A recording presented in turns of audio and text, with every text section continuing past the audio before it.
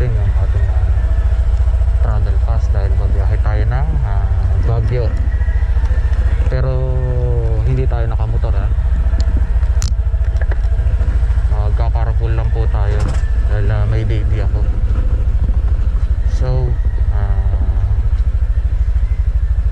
nagtarong na ako sa center nung isang araw at ngayon nila ako pinababalik dahil kung next week daw is kasi may senya siya ng parang walang doktor o wala nang pwedeng kumuha. So ngayon tayo babalik para makakuha tayo. So let's go.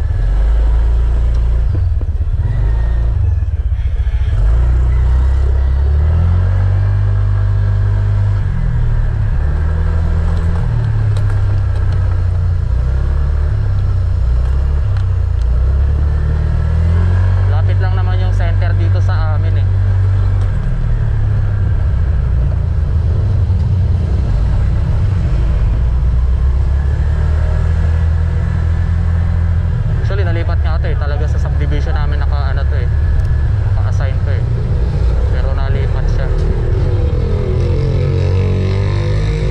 So wala nga lang parkingan dito.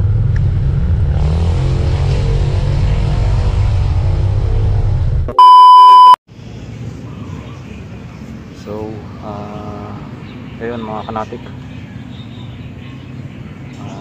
nandito na tayo sa center. Nag-fill up lang tayo ng triage form. So hindi ko na nakita nagmamadali kasi yung kumukuha. So maghanap na lang ako sa Facebook para makita yung itsura ng triage form ba yun.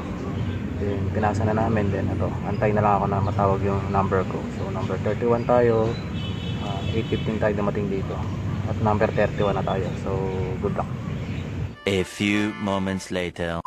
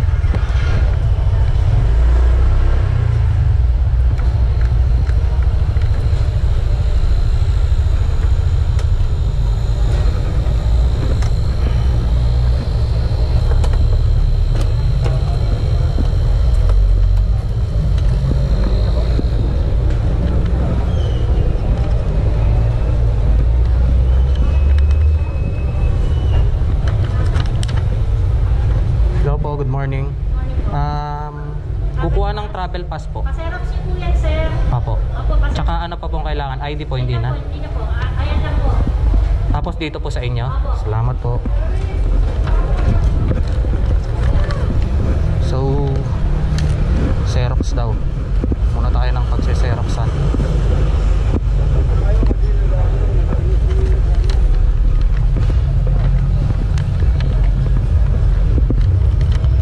So, balik na lang ako mga kanatik. Hanap muna ako ng pagse-Xeroxan. A few inches later. So, ayun. Makapagpa-Xerox na ako. Then, sinerox ko na rin yung ating bagong renewal para maitabi natin yung original.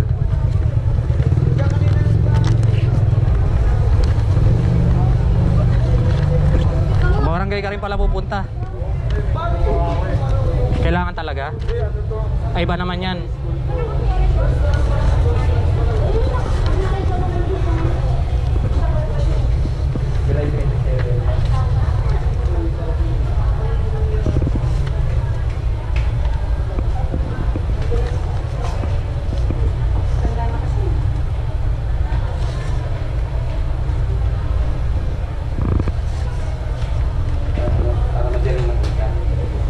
Yes po.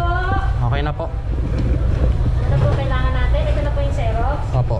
Aha, Domingo Street. Anong pangalan? Ito, Reuel. Opo, Reuel. R-E-U-E-L ha? Yes po. Josephine. Ito na dalawa.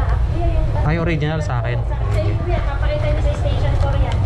Ito po. Diretso na po kayo doon. Mas maglalag kayo. May babayaran po ako. Wala pong babayaran. Sige po, salamat po. Sige po. Ako muna tayo dun, sir ha? Salamat po.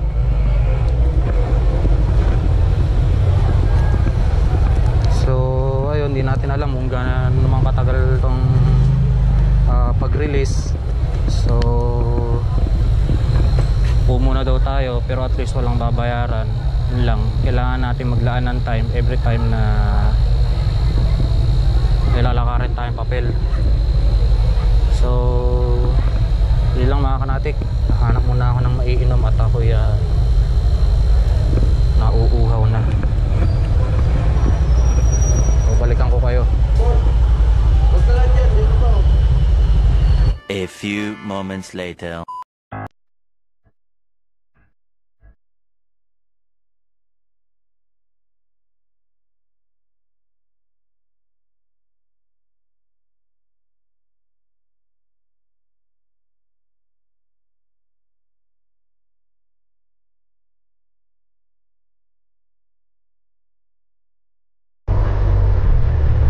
Alright. So, mga kanatip, ayun, siguro mga 30 minutes ko lang inantay yung barangay clearance para sa ating travel pass. So far, wala akong pintas kay barangay. Mabilis ang proseso niya.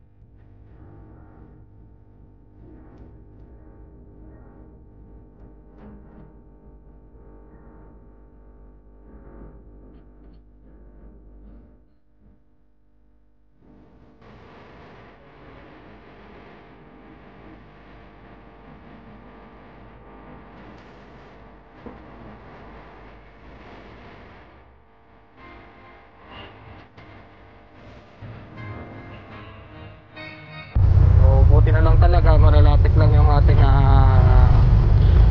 kailangan puntahan. Health center, barangay, and itong ating police station.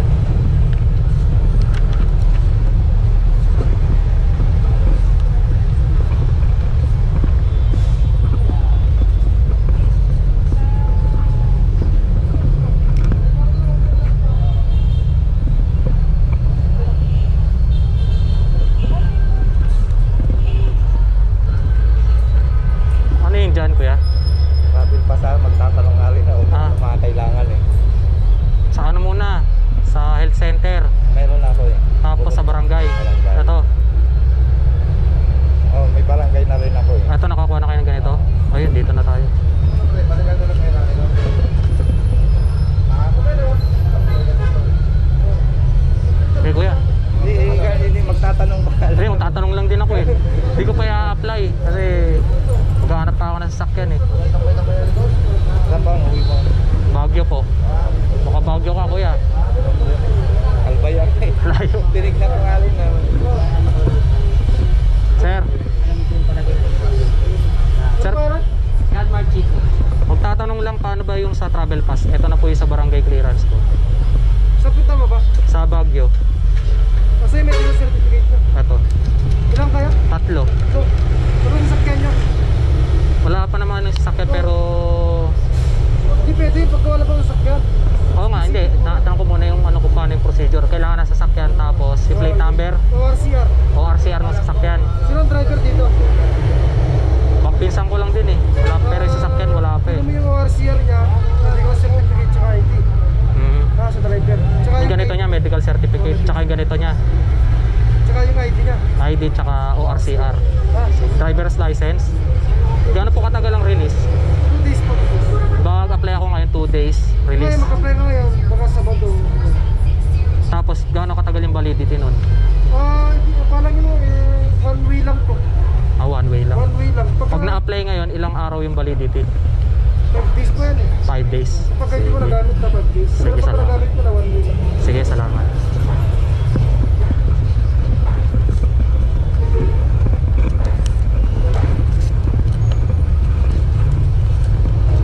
So, ayan mga sir, mga kanatik, ang mga kailangan.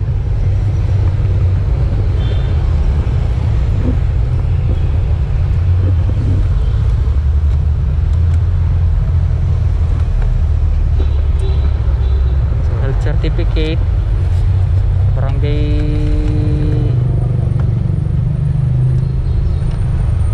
certification,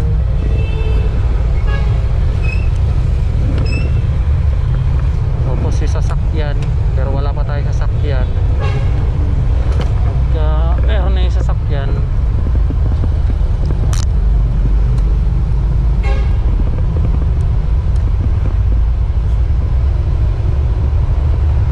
kailangan ng driver's license, yung driver o RCR ng sasakyan, then health certificate din niya, yung sa setter at saka sa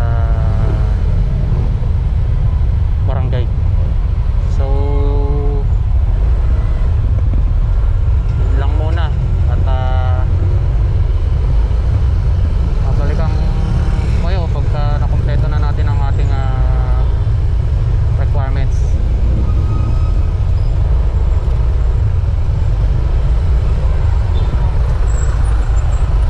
So baka mamaya mag-finalize kami ng carpool na aming masasakyan.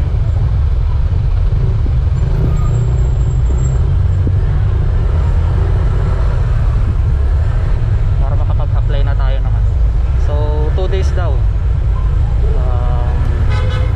bago mag-release. Kung halimbawa is Thursday ngayon,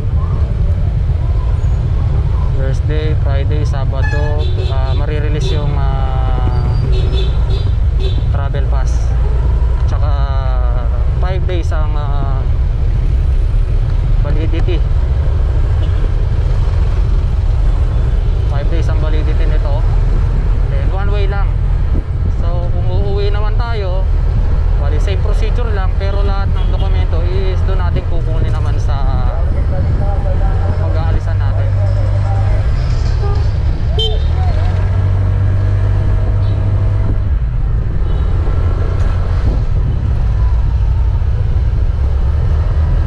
Right, so ganito na lang mga kanatik. Then, siguro ilalagay ko na lang as part 2 yung completion ng pagkuha natin ng travel pass. So at least nagkaroon kayo ng idea